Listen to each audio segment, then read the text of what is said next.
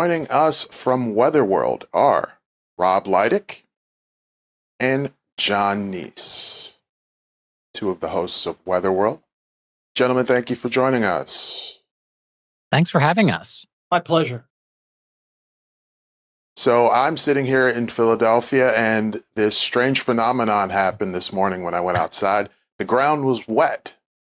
So can you talk about, before we get into the winter forecast, can you just talk about the significance of the drought that we're experiencing right now?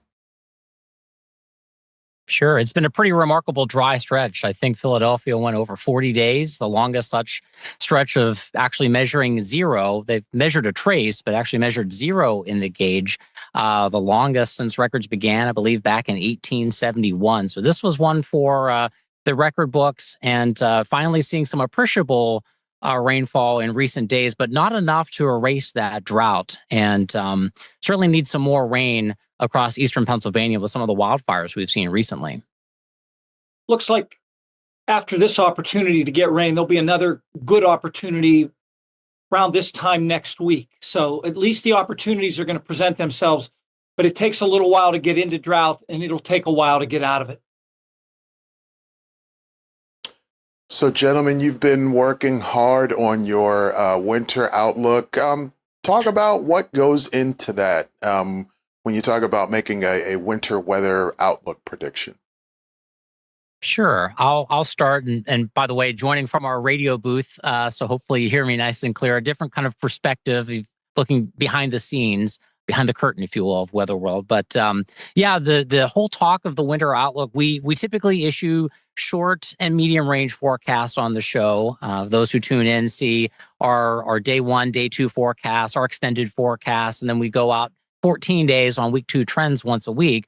We also do some longer range forecasting segments like long shots and climate watch. But everybody, of course, always wants to know what's going on with the winter outlook. So we started talking about this a couple of weeks ago, and it was a meeting between myself, Jon Nese, Ben Reppert, and we actually bring in the Pennsylvania State climatologist, Kyle Imhoff, because we're trying to weigh in climatology, look at a bunch of different tools at our disposal, including ensemble forecasting products, and then also looking at analogs. So kind of that idea that history repeats itself. What can we learn from a particular case in history about how we could apply that to what the upcoming season might hold?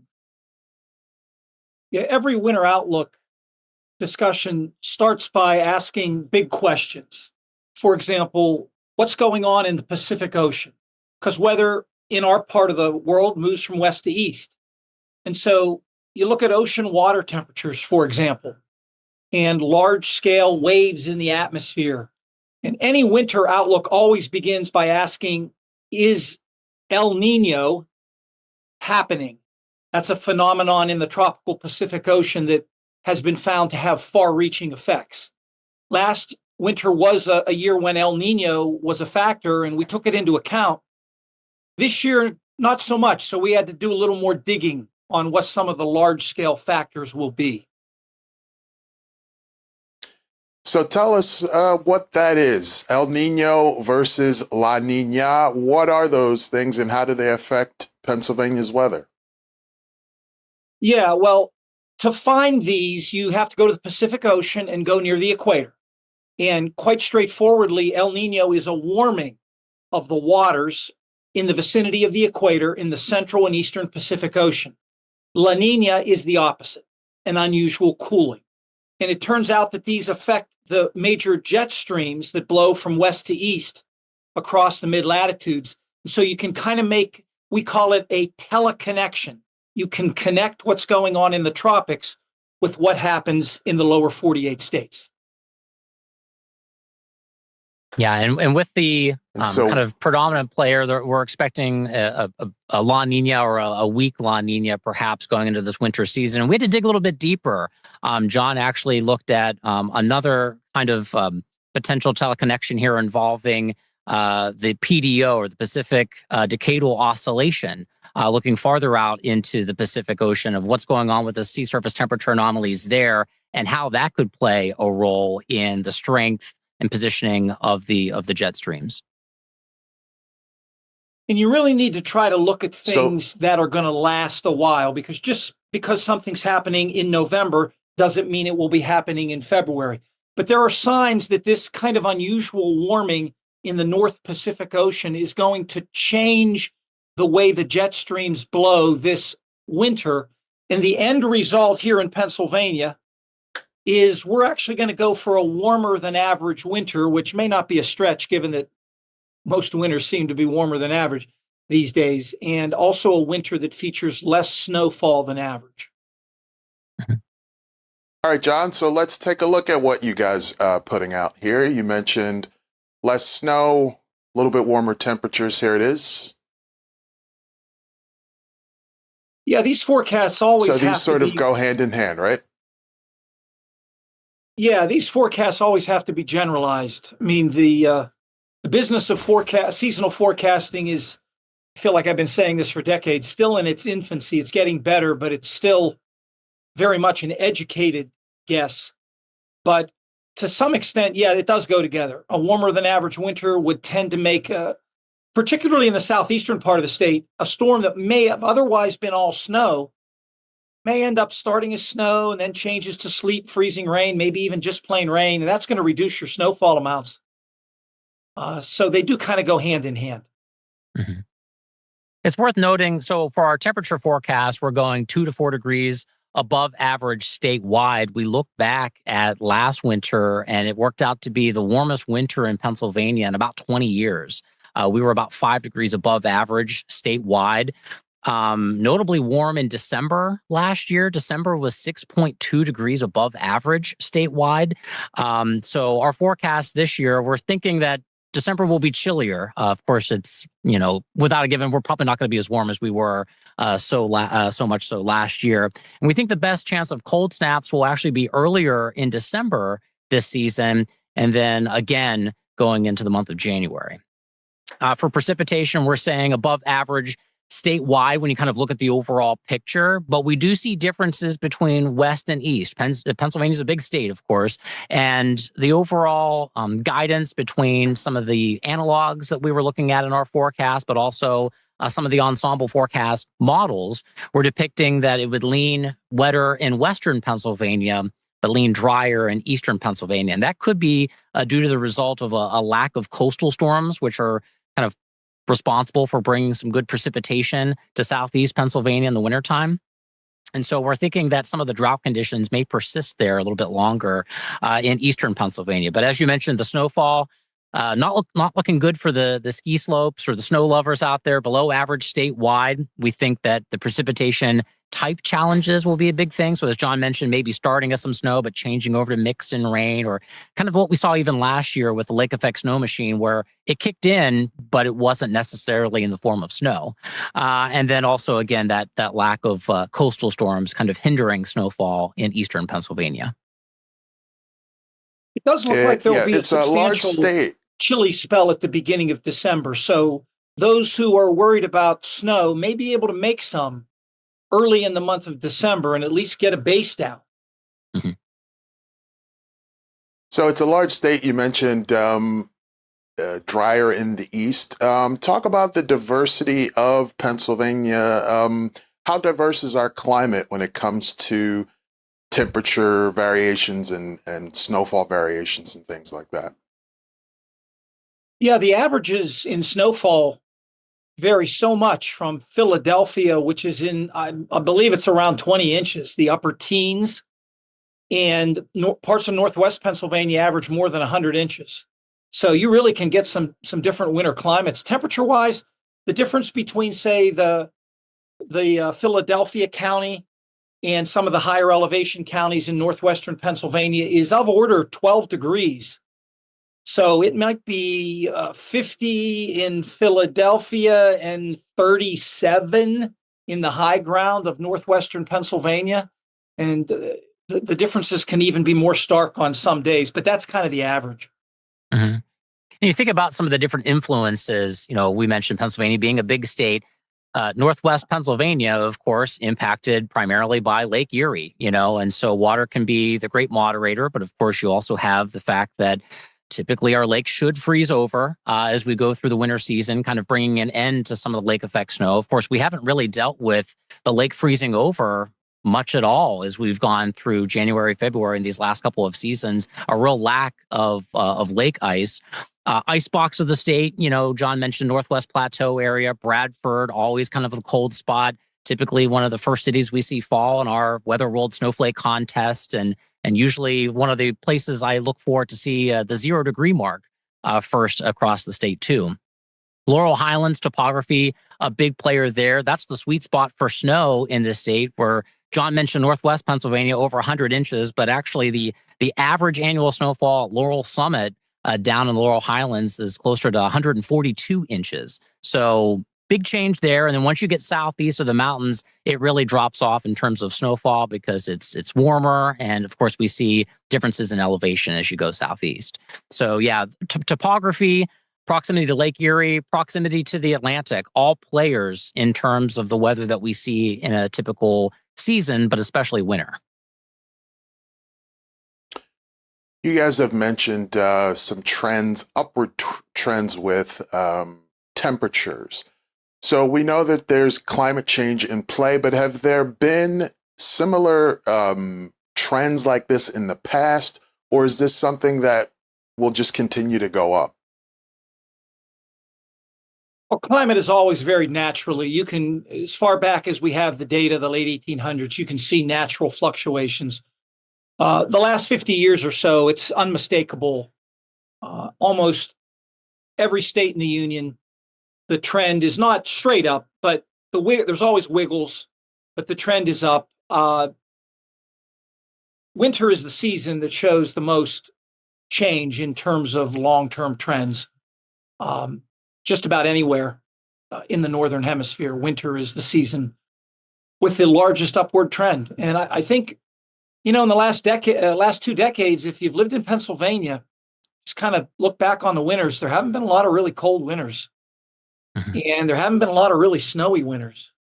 I mean, we will still have snowy winters, don't kid yourself. But the trend is away from snowy winters. Mm-hmm. Yeah, I think so that's it's not the key just an message old here. wives' tale when you say, when I was a kid, it was much colder. It's actually true. Well, in this case, it is. I mean, it really is. When I was a kid, the late 1970s, some brutally cold winters. Haven't come anywhere close to that in the last few decades. And when I was a kid was the 90s, which of course were the jackpots for big snowstorms here in Pennsylvania. Probably one of the reasons why I'm a snow lover. And winters as of recent have been disappointing, to say the least. And I think the key, like Jon mentioned, just because you have a cold snap or you do find yourself in a pattern that produces a good snow event doesn't mean that the climate isn't changing and that the overall trend isn't towards warmer and thus sometimes less snowy. Let's talk about some of those big events you mentioned when you were younger in the 90s. I believe there was a 96 and a 93 blizzard. Are those the biggest ones in recent memory? Trying to think that we did get a blizzard a few years ago as well. What are some of the bigger snowfall events that we've had in Pennsylvania? Yeah, the January 1996 event, very memorable for those who live in southeastern Pennsylvania, still holds the record for the most snow ever in one storm in Philadelphia. 30.8 inches, I believe, is the number. The significance of that storm is that most of the state got a lot of snow. I mean, there really are two storms in the last few decades where the whole state got a lot. And that's the one you mentioned, January, I think it was 6th through 8th, 96. That was memorable because it trapped a lot of people at the farm show. Folks were at the farm show in Harrisburg and basically got stuck. And then the other one is the infamous superstorm of March 1993, which is also notable because the whole state of Pennsylvania was affected by double-digit snowfall for the most part. So those two storms stick in my mind because they were so extensive and so big and affected the most number of Pennsylvanians. Mm-hmm. I recall whenever I was here at Penn State as an undergraduate student, there was a big snow event. I think it was in 2010. the Snowmageddon storm that kind of impacted the Mid-Atlantic, DC area, brought some snow to central Pennsylvania. And then I actually recall whenever I worked in local television, of course, I used to work in Bangor, Maine. So we used to get some good storms up there. And it was really remarkable to cover a blizzard that impacted Maine, but also really New England in 2013 there, February of 2013. I remember being outside in blizzard conditions, of course, a meteorologist's dream, to report on the snow that was coming in with 70-mile-per-hour winds up in Maine. But that storm did not bring impacts like that to Pennsylvania. So big storm events like that haven't been a possibility these last few years, but we mentioned that these things are cyclical. So for the snow lovers out there, it could happen, but it's not likely this year, right? But next year, conditions may change.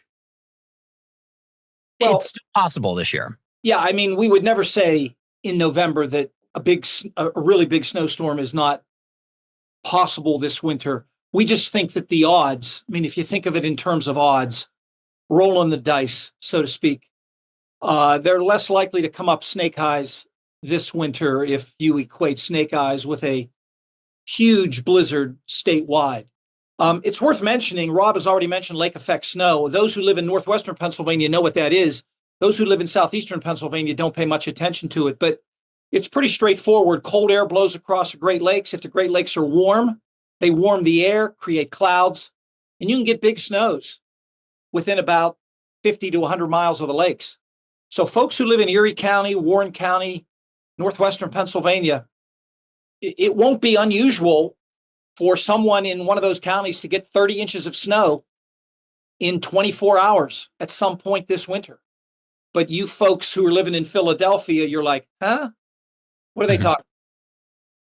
Yeah, and it's worth noting too that just because we're saying that the pattern doesn't favor, a lot of coastal storms, it really only takes maybe one or two that could produce some good snowfall. So the pattern in general is not favorable for it, but that's not saying that it won't happen. Yeah, and Corey, Rob makes a good point. You can make an analogy with hurricane season. You don't need 20 storms in a hurricane season to make it bad if one of those storms, for example, in 1992 was named Andrew. And everybody in Florida remembers Hurricane Andrew from 1992 and how devastating it was. If there's one coastal storm this winter that produces 20 inches of snow in Philadelphia, that's the average. And so you can get the average amount of snowfall in one storm. That's all you need. Right. So when we talk about these big snow events, if something does come our way, we're not saying it won't, we're saying it's less likely, but if it does, what should people do to prepare for such a thing?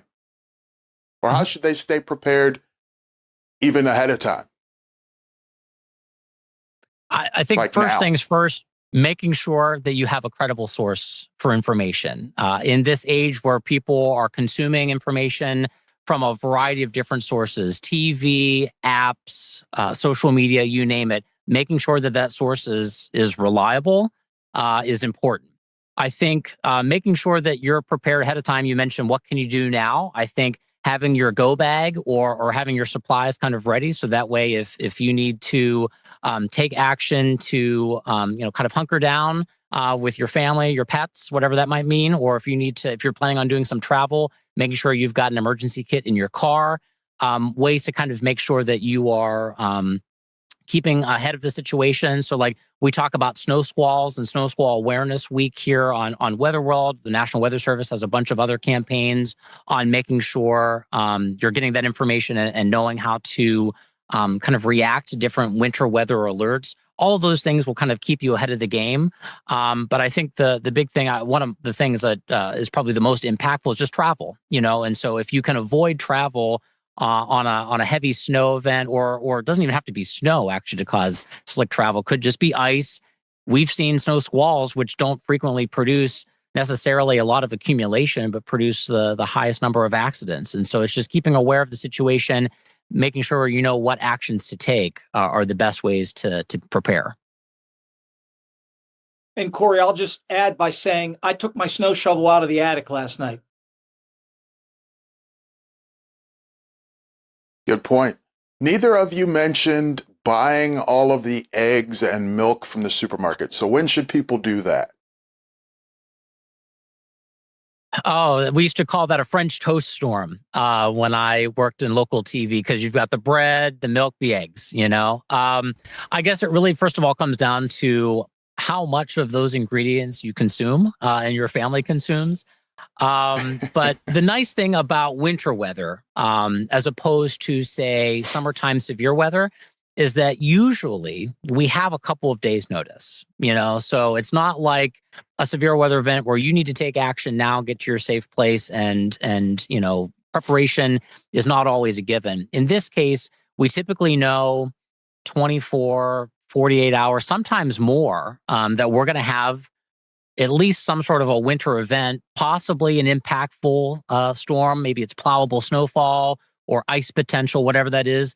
And so I think that when the word starts to get out there, we try not to hype anything at all on Weather World. We tell you what we're seeing, our analysis, communicating the uncertainty is key for us as well. But I think once kind of you see us becoming more confident in our analysis of the storm, I think that's when it's fair to take action. Okay, if you need to make sure you are stocked up on your toilet paper or whatever, then take that action. Is it best to just be prepared for the worst from a reputable source like Weather World? What you guys say could be the worst case scenario, and then if it doesn't happen, at least you were ready. Well, milk usually doesn't expire for 2 weeks, and I think eggs last a month in the refrigerator. So my gut just tells me that there's always overreaction to those kinds of things. Can't remember the last time I was caught without milk. Yeah. Yeah, I think it's just one of those things where I always, I personally have a pantry of stocked items that, if something were to happen and I wasn't able to get to the grocery store, I've got enough. And I've also got a variety of things. So that way, if something were to happen, like say the power goes out and I'm not able to use my air fryer or whatever, I've got other options at my disposal. Let's talk about you guys' report card here. Have you gone back and looked at how well you've predicted these things, especially these longer ones, which clearly are much harder to do? How accurate are you? And how does that factor into how you actually do the job? Yeah, well, we verify our forecasts in the short range and medium range frequently. And for the long range, actually, we have a segment on the show called Long Shots, where we're making forecasts based on analogs. Again, that idea that history repeats itself. And then we verify that on the show for the viewers at home to see, okay, this was a miss or this was a bullseye. And we're hoping that in that segment, we have Bessie the cow in the background. We're hoping Bessie doesn't get hit by the arrow that we sling.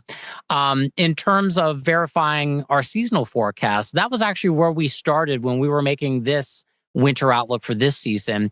We look back at how did we do last year with our outlook. And actually last year, we called for it to be a warm winter, 2 to 4 degrees above average statewide. It worked out to be 5 degrees above average.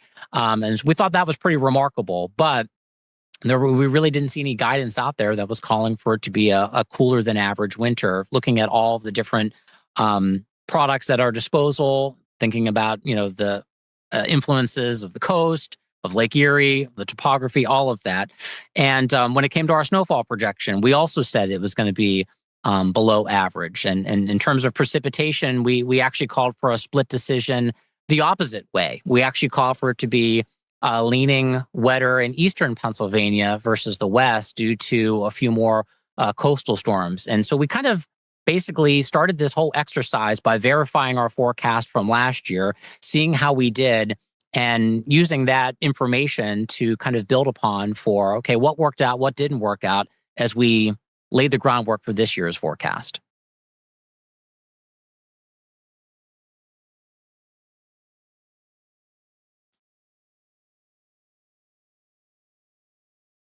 All right. And how can people see and hear your forecasts? Absolutely. Yeah. So we are available on our website is weatherworld.psu.edu. We've got links to all of our individual segments, but then also links to stream our program every day on PCN. In fact, on the PCN app and on PCN's website, you can actually view our most recent 5 episodes of Weather World, which are great. For those who like to go back and kind of dig through our archives, our YouTube channel is a plethora of content. So everything from student features on topics ranging from weather and climate to Jon actually has a whole archive of his weekly WeatherWise segment going all the way back to, I believe, 2007, maybe even 2006. We also upload other special features on there. And so this winter outlook, you can watch that at any point on our YouTube channel as well. You can even see past years' winter outlooks to kind of take a look at what we were saying and the folks who are involved with that forecast. So I really can't recommend the YouTube channel enough, but then also, as I mentioned, the PCN app and our website is just weatherworld.psu.edu. And Jon, you've been doing this a long time. How has Weather World evolved over the years? I returned to Penn State in 2005, and I think one of the biggest differences I've noticed since then is that the technology has improved greatly. And by technology, I mean the way we do the work from the studio and the forecasting tools we have at our disposal. 20 years ago, forecasting didn't depend as much on what Rob has mentioned, this ensembles. What that simply means is that the computer models that we use as guidance are run multiple times to produce different solutions. And just as an individual might go to different doctors for different opinions on a medical ailment and then sort of consolidate all that advice, when you run a computer model multiple times, you have multiple solutions and you can kind of consolidate the advice. And it turns out that that consolidation is better than any one individual forecast. And I think that has been a huge jump in the last 20 years, the reliance on these ensemble forecasts. And as far as the future, one of the things that we're actually now starting to just kind of look at involves AI. And so at our disposal now are where you have machine learning that's involved, where you have some of these forecast models that are using artificial intelligence to inform, their forecasts. And we're kind of starting to look at that in addition to our ensemble forecasts, see how they perform. So that way we can really, hopefully, improve our forecasting overall. The other thing I wanted to mention in terms of how the show has evolved in just the 6 years that I've been back as part of the program has been the involvement with students. We've always had graduate students involved with the show. We've really increased the involvement from undergraduate students behind the scenes and on camera, whether they are pursuing careers in broadcasting, academia, private sector forecasting, weather risk management, you name it. We think that the forecasting, communication, and technological skill set that they're learning by working with us on Weather World is applicable no matter what path they take. So I think that's one of the big things that is that we really try to embrace with the show. All right, Rob Lydick and Jon Nese, thank you both for joining us. You can watch Weather World right here on PCN. Thank you, gentlemen. Thank you.